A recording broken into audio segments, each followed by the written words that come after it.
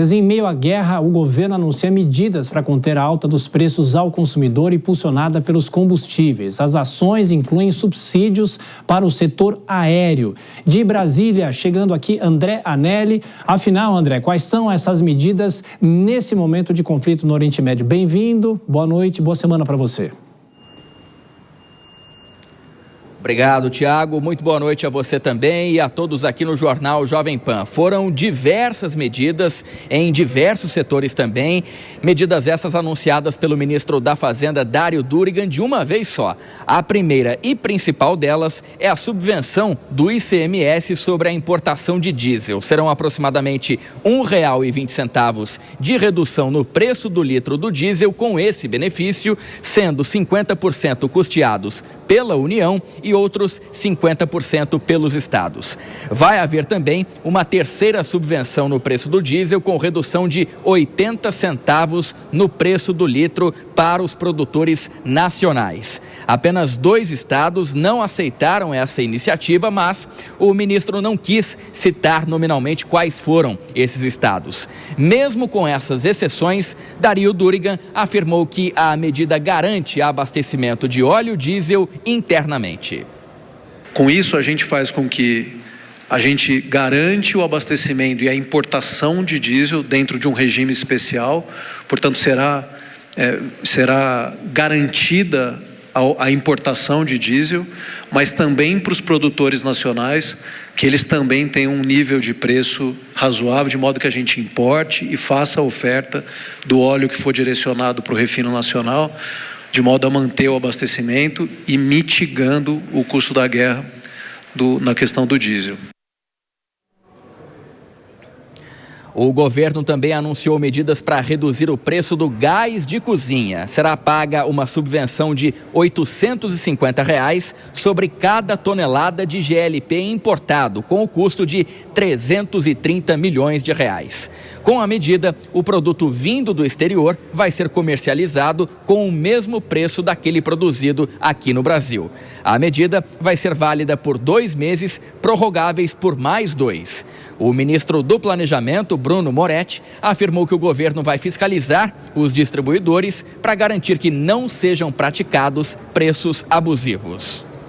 As empresas deverão adotar mecanismos para suavização de preços. Isso é fundamental porque o país passa por essa crise, como a gente falou anteriormente, de um modo exemplar, mitigando os efeitos da guerra sobre preços internos. Então, não é razoável que o dinheiro do contribuinte seja aplicado em subvenções e essas subvenções não sejam repassadas ao consumidor final. Então, há um conjunto de pré-requisitos ou de condicionantes na adesão a essas subvenções que implicam obrigação por parte das empresas que adiram, né? E, por fim, o governo também anunciou um pacote de ações para evitar a disparada dos preços das passagens aéreas. Foram zerados os impostos federais no querosene de aviação, que gera uma economia de 7 centavos por litro do combustível. Também foi prorrogado o pagamento da tarifa de navegação, ou seja, as empresas vão pagar apenas em dezembro as tarifas da Força Aérea Brasileira, da FAB, referentes aos meses de abril, maio e junho, e ainda serão lançadas linhas de crédito de 8,5 bilhões de reais para socorrer as companhias aéreas do país. Todo esse pacote é mais uma tentativa de combater a alta do preço do barril do petróleo provocada pela guerra no Oriente Médio. Segundo o ministro da Fazenda, o conflito pouco tem afetado o país. Quando a gente compara o quanto o Brasil está sendo afetado com outros países do mundo, o Brasil é um dos menos afetados. Seja porque o presidente Lula fez reserva internacional no passado e nos mantém numa condição de economia forte, seja porque a gente descobriu o pré-sal, inovou, tem tecnologia própria para fazer exploração, aumentamos em muito a oferta de óleo no país, seja porque a gente tem uma economia e um combustível verde, um combustível sustentável, que nos dá alternativas, como a mídia internacional tem destacado, seja porque agora, prontamente, a gente tem atendido e adotado medidas razoáveis, muito bem pensadas do ponto de vista técnico. E desde o início da guerra, o preço do barril do petróleo saltou de cerca de $70 para mais de $115 em alguns momentos.